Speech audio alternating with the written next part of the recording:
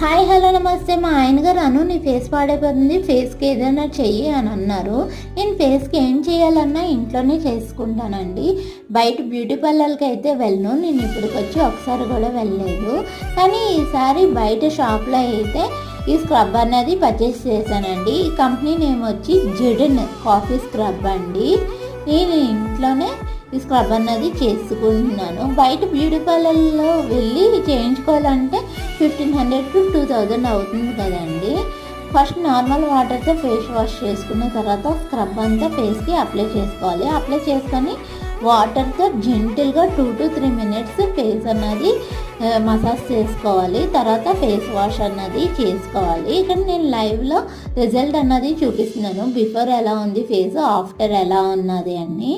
చాలా best result అయితే వచ్చిందండి నాకైతే. మీరు కూడా ట్రై చేయండి. Thank you.